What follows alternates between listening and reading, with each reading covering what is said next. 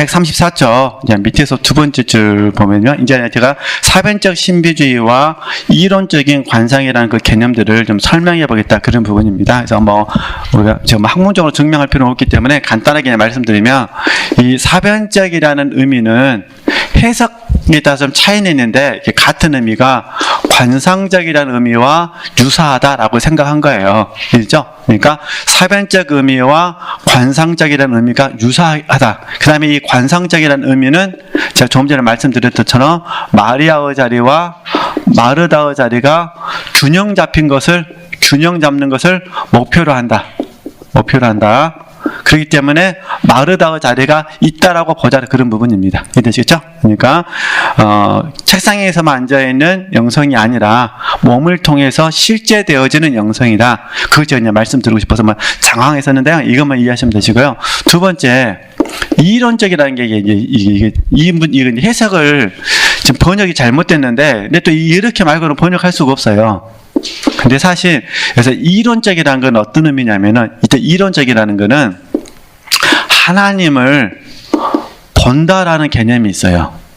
여기서 말하는 이론적은, 보통 우리가 이론적이다, 당신은 참 논리적이야, 당신은 지식적이야, 당신 이론적이야, 이런 개념이 아니라, 이해되시죠? 지금 이 번화덕에 붙여진 이론적이라는 의미는 하나님을 본다라는 의미가 있어요. 하나님을 본다. 이게 이제 관상이거든요. 그러니까 이론적 영성가라는 이 개념에서 이론적인 부분은 하나님을 본다는 의미에서 이론적이거든요. 이게 지식적인 인포메이션 개념이 아니라.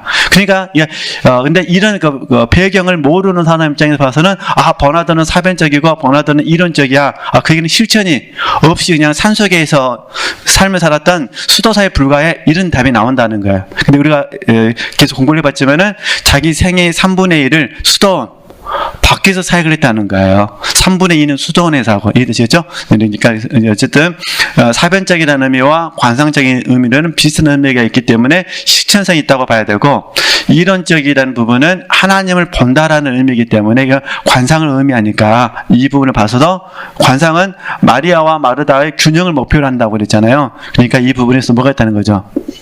실천성이 있다.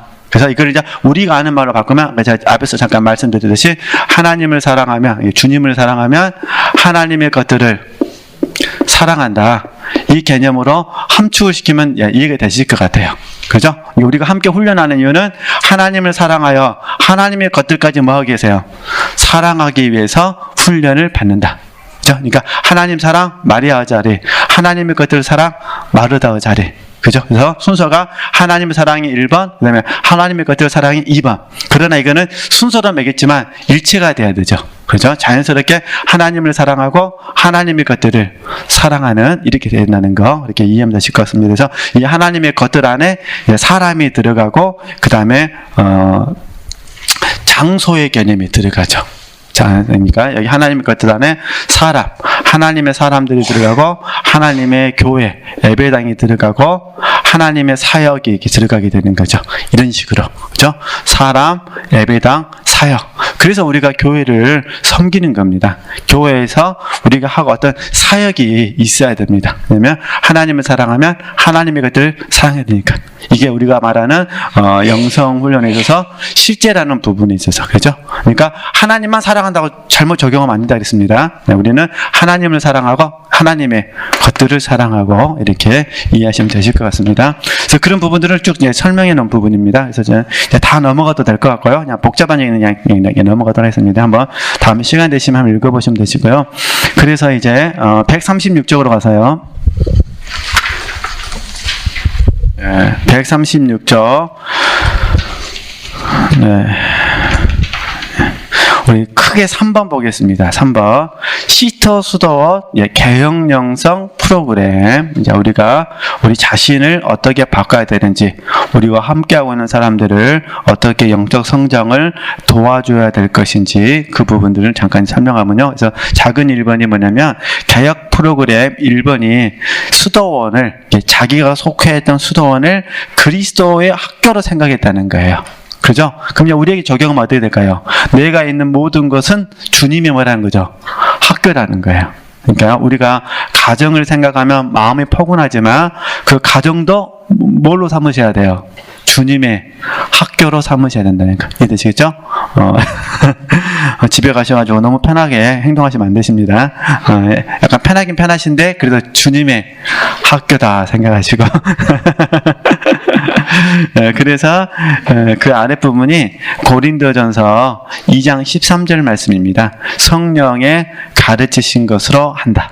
그렇죠? 이게 그리스도 학교잖아요. 성령의 가르치신 것으로 한다. 그리고 영적인 것은 영적으로 가르친다. 그러니까 내가 있는 모든 것은 그리스도의 학교가 됩니다. 그래서 성령의 지도와 인도를 받는, 그렇게 이해하시면 되실 것 같고요. 물론 한계성은 있을 거예요. 가정이란 부분은 한계성이 있지만은 그렇게 적용하시면 되실 것 같고, 그래서 우리가 힘들지만은 우리가 속해 있는 공동체가 그리스도의 학교가 되기 위해서 저희들이 좀 노력을 했으면 좋겠다, 그런 부분이고요. 그래서 137쪽 중간 정도 위에서 8번째 줄 봐보실까요? 8번째 줄 보시면은 이 신비적 경건은 예수 그리스도를 경배하는 것으로 나타났다는 겁니다. 그러니까 이해되실 것 같고요. 근데 이제 어떤 부분이냐면 그리스도의 학교에 입문했다 하더라도 우리가 육체가 있기 때문에 이런 현상이 나타난다는 거예요. 이걸 아케디아라고 그러는데 제가 잠깐 보겠습니다. 그리고 찾으셨죠? 성 버나드는 침묵과 독거를 철저하게 지켰으며, 독거라는 건 뭐냐면 혼자 있는 시간을 철저히 지켰다는 거예요. 수도사들에게 요구하였습니다. 그리하여 젊은 수도자는 자신의 감각을 절제하는 법, 우리식으로 말하면은 자아 발견, 자아 파수입니다. 육체를 다스리는 법을 배운다, 그런 부분입니다. 그리고 육체와 정신의 싸움에서 육체를 지지하는 악마를 경계하는 법을 배우게 되며, 이제 이게 중요합니다. 무기력, 권태, 낙담으로 가득 찬 일시적인 가라앉음, 이거는 이제 아케디아라고 부르는데 이 부분을 경계해야 된다고. 이걸 잠깐 이제 설명해 드리도록 하겠습니다. 네. 우리가 이제 수도사는 아니지만 우리도 영성훈련을 받고 있잖아요. 이제 수술에게 보시면 되죠. 영성훈련을 받고 있는 우리 지체들의 입장에서 봤을 때 갑자기 어느 순간 안 그러다가 갑자기 어느 순간 일시적으로 육체가 침체에 빠질 때가 있다는 거예요. 일시적으로. 그러시죠? 안 그러신가요? 일시적으로 갑자기 이 육체에서 침체가 딱 찾아온 때가 있습니다. 그래서 우리 교재로 말하면은 무기력, 그죠? 갑자기 무기력이 찾아오고, 그 다음에요 권태가 찾아오고, 그 다음에요 낙담이 찾아온다는 거죠. 그죠? 이 책들 하면은 무기력, 권태, 낙담으로 가득 찬 일시적인 가라앉음. 낙담 잘하고 갑자기 의기소침해진다든가, 그죠? 갑자기 일시적으로 우울함이 찾아온다든가, 갑자기 절망이 찾아온다든가, 아니면 염려가 찾아온다든가, 이런 현상들이 생긴다, 그런 부분입니다. 일시적으로. 그러니까 이거는 어느 누구에게나 다 있습니다. 그러니까 우리가 그리스도의 학교라는 관점에서 바라보면 이런 현상들이 찾아오는데, 지금 버나드가 우리 책대로 말하면 어떻게 말하냐면 육체와 정신의 싸움에서 육체를 지지하는 누구를요? 악마를, 그죠? 그러니까 이런 부분에 육체에서 찾아오는데 마귀가 첫 번째는 마음, 우리 생각과 마음을 다 배우셨잖아요. 생각과 마음. 두 번째는 우리의 몸, 마음 플러스 생각, 자기 진지로 삼으려고 생각과 마음을 통해서 우리에게 이런 어려움을 주거나, 아니면 몸은 약하잖아요. 이 약한 몸을 통해서 사단이 우리를 넘어뜨리려고 한다, 그런 부분입니다. 일시적으로. 지금 이번 주가 5째 주간이에요. 우리 지금 5째 주간에 지금 첫날, 오늘은 쉬어야 되는데 지금 보충 수업 때문에 우리 지금 여기서 공부를 하고 있는 거잖아요. 다음 주가 쉬기 때문에. 그럼 봐보세요. 이제 화요일부터 토요일까지 한번 우리 지체들이 이번 주 삶을 점검해 보시면 되세요. 갑자기 어느 순간에 뭐가 찾아오나요? 일시적으로 침체가 찾아온다는 거예요. 그죠? 목요일날 같은 경우 보통도 목요일 날이면 와서 이게 말씀을 가지고 또 찬양과 말씀을 통해서 내가 생명을 공급을 받았는데 어떻게 하다 보니까 그냥 집안일을 하다가 뭐 어떻게 하다 보니까 이번 주에 내가 말씀을 못 듣게 될 수도 있습니다. 그러면 어떻게 갑자기 가슴이 마음이 약간 침체에 빠질 수가 있는 거죠. 그런 증세가 무기력이라든가 권태라든가 낙담으로 인해서 의기소침이나 우울함이나 절망이나 염려가 찾아올 수 있다는 거예요. 그 이유가 하나님께서 저와 여러분의 마음과 생각 속에서 사단이 공격해 오는 것을 허용해 두시면서 동시에 우리로 하여금 마음과 생각을 지키는, 이해되시죠? 지키는 훈련을 하시는 거죠. 그러니까 여기에 마음과 생각, 여기는 의지가 빠졌어요. 이해되시죠? 그러면 마음과 생각을 잘 지키면 어떻게 될까 이게? 그럼 우리는 이제 마음과 생각을 지키면서 의지로 사는 법을 가르쳐 주시죠. 의지를 사용하거나 의지를 드리는, 그러니까 의지를 사용하고 의지를 드리는 삶으로 하나님이 우리를 이끄시는 과정이라는 거죠. 혹시 우리 지체들이 무기력이나 권태나 낙담으로 인해서 이런 증세들이 나타난다면 얼른 뭘로 받으셔야 돼요? 믿음의 연단, 믿음의 싸움으로 받으셨으면 좋겠습니다. 그래서 나는 마음에서 가져다 두는 느낌을 따라 살지 않는다. 그죠? 내 생각을 따라 살지 않는 게, 생각과 마음을 따라 살지 않냐고 나는 영적 의지를 사용해서 영적 의지를 들여서 나는 하나님만 섬기겠다. 그래야 그리스도의 학교가 되는 거잖아요. 이렇게 적용할 수 있었으면 좋겠다, 그런 부분입니다. 그리고 몸이 약하면 어쩔 수가 없잖아요. 몸이 약함이 찾아오면 찾아올수록 우리는 어떻게 될까요? 부활의 몸을 저와 여러분이 소망하면서, 이게 1번 기억 소망하면서 어떻게 될까요? 부활의 몸을 소망하면서 더 철저하게 하나님을 의리하는 자가 돼야 되겠죠. 왜냐하면 약할 때 강하다고 말씀하셨잖아요. 그죠? 약할 때 곧 우리가 강하다고 말씀하셨으니까. 그죠? 그러니까 내 약한 모습이 보이는 것은 몸이 약한 거지 주님이 약하신 건 아니시니까. 그렇죠? 이렇게 한번 적용하시는 겁니다. 그래서 혹시 몸이 약해지실 때마다 같이 막 다운이 되시면 안 됩니다. 어떻게 하셔야 돼요? 부활의 몸을 더 뭐하자?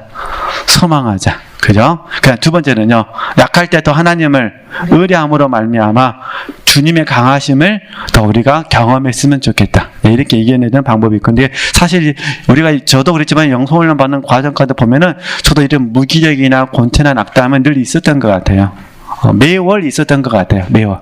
그리고 또 이런 것들 경험시켜 주신 것 같아요. 그러면서 이제 저도 이제 겸손을 배우게 되고, 그 다음에 무엇보다 믿음의 연단을 배우게 됐던 거죠. 정말 하나님 앞에 겸손을 배우게 되고, 그 다음에 믿음의 연단을 배우게 됐던 것 같아요.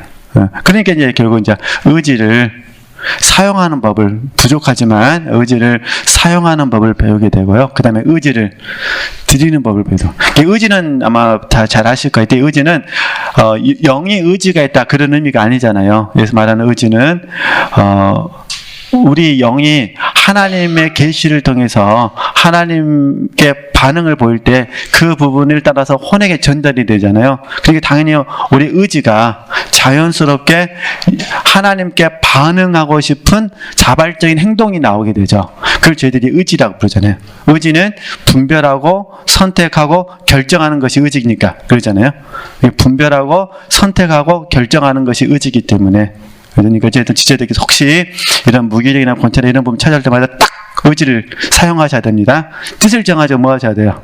뜻을 정하죠. 그건 딱 그냥 학습을 하시면 됩니다. 그냥 딱 이게 저는 그래서 권해주고 싶은 부분이 뭐냐면요, 우리 지체들 혹시 딱 침체가 되려고 하면요, 얼른 스마트폰으로 그냥, 이해되죠? 스마트폰을 탁 하고 뭐 하시면 돼요? 그냥 예배를, 설교 말씀을 들으시면 복이 될 줄 믿습니다. 그게 의지를 드리는 거예요. 그거 들은다 해서 달라지는 건 아닌데, 듣고 있으면 다시 뭐 하는 거죠? 무기력, 권태, 낙담이 점점 줄어들게, 내 안에 다시 소망이 생기게 되고, 내가 마지막에 영으로 살아야 돼. 마지막에 내가 더 심플하게 살아야 돼. 이렇게 되지 않겠습니까? 네, 그런 의미에서 영적인 의지, 네, 이렇게 적용하시면 되실 것 같아요. 네. 이게 번아웃 입장에서 생각해 보세요. 얼마나 수도사들, 특히 젊은 수도사들이 로테이션으로 돌아가면서 이런 증세들이 나타나면 얼마나 힘들었을까요? 그러니까 이제 아버지와 같은 마음으로 품어주는 거죠. 네. 예, 하여튼 그렇게 이해하시면 되실 것 같습니다. 네, 그리고 시토의 수도자는 하나님을 기대하고 기다리면서 자기 사랑에서 하나님 사랑으로 이끄는 모든 단계를 뭐 하는 거죠? 경주해야 된다는 거니까 하나님을 기대하고 하나님 뭐 하면서 기다리면서 자기 사랑에서 하나님 사랑으로 이끄는 모든 단계를 경주해야 된다. 그래가지고 성반아들은 자기 인식이 뛰어넘어야 할 첫 번째 뭐라는 거죠? 단계라고 생각했다는 거예요. 왜냐하면 인간은 자기를 인식할 때 자신이 죄인임을 깨달을 수 있습니다. 이게 다 겸손이잖아요. 인간은 자기를 인식할 때, 겸손할 때 자신이 죄인임을 깨닫고 또 바로 이때 하나님의 사랑을 깨달을 수가 있잖아요. 이렇게 이해하시면 되실 것 같습니다. 또 이거 외에도 수도원을 그리스도의 학교로 개혁하기를 원했던 성 버나드의 마음을 다음과 같은 편지 내용에서도 엿볼 수 있다. 한번 같이 한번 읽어보도록 하겠습니다. 뭐라고 썼는지 한번 읽어보겠습니다. 같이 한번 읽겠습니다. 당신이 세속에서 하나님께로 마음을 돌렸다는 소식은 내게 큰 기쁨이 되었습니다. 우리 수도원의 엄격함이 당신의 젊음을 낙담시키지 않기를 바랍니다. 세상은 부패해가지만 당신은 선한 마음의 평화를 맛보게 될 것입니다. 그리스도와 애원자들의 자비하심이 우리의 거친 음식에 양념처럼 뒤섞일 것입니다. 그리스도는 당신에게 엄마 노릇을 해주실 것이며 그리스도의 손과 발에 박힌 못이 당신의 손과 발에도 박히게 될 것입니다. 그러면 당신은 그분의 아들이 될 것입니다. 참 아들이 된다, 그런 의미잖아요. 우리는 이것을 성령의 인도함을 받을 때, 로마서 8장 14절 말씀인데 성령의 인도함을 받는 부분이 하나님의 아들이라 그러거든요. 그래서 우리 이 부분을 참 아들이라 이렇게 부르잖아요. 이렇게 이해하시면 되실 것 같고요. 나머지 부분은 그냥 보시면 됩니다. 그 다음에 이제 개혁 프로그램 2번 영성 훈련을 하는데 이 부분은 잠깐 우리가 좀 메모를 하면 좋을 것 같아요. 하여튼 좀 많이 써야 됩니다. 여백에, 양쪽 여백에 잘 이렇게 좀 정리를 하시면 되실 것 같습니다. 제가 이제 칠판에서 쓰면서 불러주면 그냥 적으면서 다 깨달아지실 거예요. 제가 설명을 안 해도 되고 그냥 한번 기대 한번 하면서 적는 순간에 그냥 다 깨달아질 줄 믿습니다. 네. 그러면은 이제 제가 뭘 적어드리고 싶냐면은 고린도전서 13장 11절 말씀을 토대로 해서 장성한 자와 그다음에 어린아이 네. 이 부분을 좀 같이 몇 가지 좀 정리를 해보려고 합니다. 그러니까 지금 저렇게 구분해 드린 이유는 성 바나들을 포함해서 시저 수도의 목표는 뭐냐면은 어린아이 사람들이 입문을 해오잖아요. 그럼 어린아이를 탈피하고 뭐가 된다는 거죠? 장성한 사람이 되기 위해서 영성훈련을 한 거예요. 우리도 그렇지 않습니까? 우리도 처음에 다 어린아이로 시작했다가 어떡합니까? 장성한 사람이 됐어요. 문제는 장성했는데 상태는 어린아이예요. 이게 문제잖아요. 그래서 장성한 사람의 특징은 무엇이고 어린아이의 특징은 무엇인가를 봐서 내가 지금 어린아이로 행동하겠다면 우리도 사도 바울처럼 못하니까 어린아이를 버려야 되잖아요. 그래서 이제 성경에서 말씀하시는 몇 가지 주제들을 한번 정리만 좀 해보도록 하겠습니다. 일단은 사도 바울이 먼저 고린도전서 13장에 말씀했으니까 고린도전서 3장 1절에서 3절 말씀을 보게 되면 장성한 자는 신령한 사람인 거 다 아시니까 신령한 사람이고 그 다음에 어린아이는 뭐 되죠? 이는 자아로 사는 사람이죠. 자아로 사는 사람. 그러니까 사도 바울의 입장에서 봤을 때 어린아이는요 자아로 사는 삶이에요. 대표적인 게 시기. 너희 안에 시기가 있고, 그죠? 질투라 할까요? 이런 부분들이 등등등등 이런 부분들이 자아로 사는 삶이죠. 그러니까 사도 바울은 장성한 사람이 돼서 어린아이를 버렸으니까 자아로 살지 않는 거죠. 왜냐면 자기는 십자가에 못 박혔으니까. 그러니까 또 갈라디아서 2장 20절 말에서 나로 살지 않냐고 예수 그리스도께서 나를 통하여 사신다. 내 안에 사신다고 하셨기 때문에 사도 바울은 신령한 사람, 그다음에 고린도 교인들은 자아로 살기 때문에 육신에 속한 사람 이렇게 부르잖아요. 어쨌든 우리 편에서 봤을 때 어린아이는 자아로 사는 삶이라는 거. 그러니까 우리가 신령한 삶을 살아도 잘못하면 어떻게 될 수 있는 거? 우리도 잘못하면 자아로 행동할 수 있다는 거 조심하셔야 되는 거. 두 번째 자연스럽게 이제 여기는 하나님 중심이 되겠죠. 자연스럽게 여기는요 자아 중심이니까 나 중심이 되겠죠. 그죠? 물론 이제 나 중심이라는 부분을 이기적인 것과 그다음에 나 중심으로 구분하면은 자기 중심 네, 구분하면 다실 것 같습니다. 자기 중심. 네. 그러니까 사실 어린아이는 나 중심으로 살기를 원하잖아요. 그래서 영화관에서도 근다잖아요. 애기들 손님하면 좋아한다고 그러잖아요. 왜냐하면 애기가 온 순간 뭐 합니까? 애기를 섬기기 위해서 부모님들이 오게 되고 몇 명이 올지는 모르지만 또 부모님이 오는데 부모님들끼리 오면은 군것질을 안 하는데 애기가 오니까 뭘 먹어야 돼요? 팝콘을 먹어야 돼요. 또 팝콘 먹으면서 음료수도 마셔야 되니까 식구들도 많이 먹어야 되니까 그러니까 사실 속으로는 애들 오면 귀찮을 것 같은데 안 그런데요. 애기들 오면 되게 좋아한대요. 어른들은 특히 청년들 같은 얄미웁대 얄미워. 다 이렇게 세일되는 거 다 알아갖고 오고 먹는 것도 세일된 것만 먹고 근데 애들은 안 그러잖아요. 그래서 애기들이 VIP를 하더라고요. 그또 딱 그거 끝나고 나서 뭐 합니까? 또 애들이 또 가서 고기 먹자 그러면 또 이렇게 거기 와서 이렇게 그러니까 애들은 나 중심입니까? 하나님 중심입니까? 나 중심이죠. 애들은 이렇게 뭘 꼭 다 그런 건 아닙니다만 그러나 이제 어떤 대부분이라 해야 될까요? 어떤 애들은 부모님 사정 생각 안 하죠.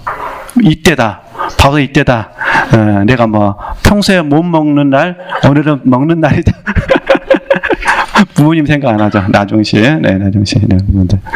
그다음에 세 번째는 그냥 예를 들면 우리가 이제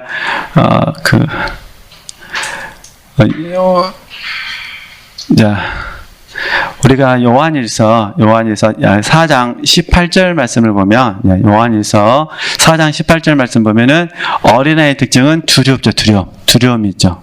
그렇죠? 하나님의 심판에 대해서는 두려움이 있고 그 다음에 장성한 사람은 두려움이 없죠. 왜냐하면 온전한 사랑이 있기 때문에 온전한 사랑이 두려움을 내어 줬기 때문에 그렇죠? 그러니까 장성한 사람은 온전한 사랑으로 나간다는 거. 그 다음에요 어린아이는요 두려움으로 가득 찼다는 거 그렇게 이해하시면 되시고요. 그러면서 자연스럽게 이제 네 번째 사도 바울의 개념과 요한일서 말씀을 연결하게 되면은 당연히 이제 장성한 사람은 세상을 이기죠. 세상을 이김. 그러면 어린아이는요 세상을 이기지 못하죠. 세상을 이기지 못함. 그러면 여기 확장하면은 장성한 사람은 환경을 이기죠. 다스릴 수 있다 그런 부분입니다. 너무 놀라운 것은 환경을 이길 뿐만 아니라 그 환경을 구원을 이루는 현장으로 전환시켜 버리죠. 장성하신 분들은 구원을 연단돼 버리니까 그죠? 근데 이제 어린애는 어떻게 합니까? 세상을 이기지 못하니까 결국 환경도 이기지 못하게 되고 그러면 구원도 이루지 못하게 되는 거예요. 이런 잘못이 나오게 되는 거죠. 그렇죠? 그러니까 우리가 이런 과정을 통해서 잠깐 비교해 볼 수 있는 겁니다. 그러면 이제 다섯 번째는 잘 아시는 거니까 장성한 사람은 헌신을 생각하죠. 드림. 하나님께 드림을 생각하고 어린아이는 계속 뭐 어떻게 합니까? 어린아이는 계속 받음에 초점을 맞추죠. 어린아이는. 무엇을 받았는가에 초점을 맞추면은 어린아이고 이게 로마서 말씀이잖아요. 그 다음에 장성한 사람은 드림에 초점을 맞추니까 그죠? 이렇게 이해하시면 되실 것 같아요. 그 다음에 또 너무 잘 아시는 말씀인데 장성한 사람은 여섯 번째 단단한 식물을 먹고 또 단단한 식물을 먹고 그 다음에 이쪽에서는요 단단한 식물을 먹지 못하죠. 그러니까 젖을 먹게 되는 거죠. 이런 부분들을 우리가 묵상해 볼 수 있습니다. 그죠? 단단한 식물. 자, 그 다음에요. 네. 그 다음에 일곱 번째는 잘 아신 것처럼 그리스도 예수의 일을 구하고 그 다음에 어린아이는요 자기 일을 구하죠. 자기 일을 구함. 네, 이제 일곱 문제가 됐죠. 네, 한 가지는 잠깐 보고요. 해도 되고 안 해도 되지만은 그 다음에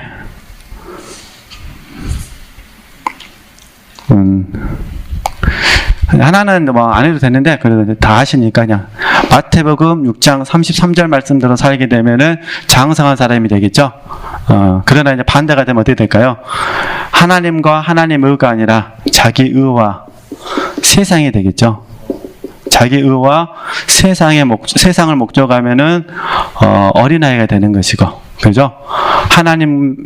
하나님의 나라와 하나님의 의를 목적하게 되면은 장성한 사람이 되겠죠. 그러잖아요. 그러니까 이제 우리는 훈련을 통해서 모든 그 전폭자는 하나님의 주권입니다. 성령께서 영성훈련의 주체이시니까.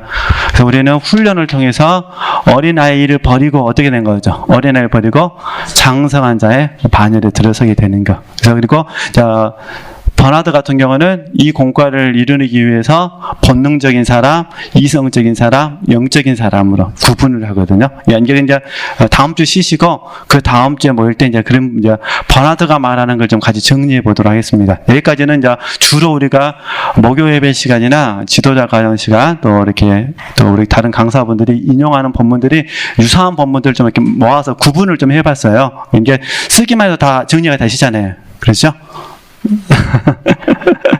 그러면 이제 지우고 1분만 딱 더 하고 마치도록 하겠습니다. 지우고 1분만.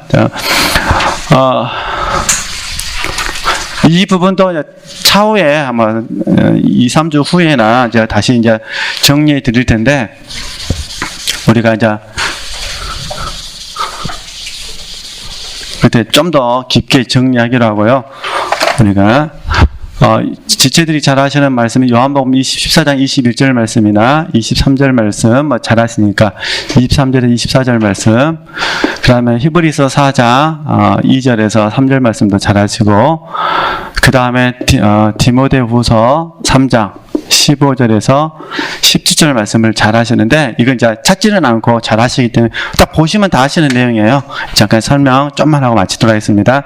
먼저 히브리서 4장 2절에서 3절 말씀을 하면 어떻게 말했냐면은, 이스라엘 백성들이 하나님의 말씀을 들었는데 그들이 믿음으로 합하지 안 하니까 말씀이 그들에게 유익되지 못했다, 이렇게 말합니다.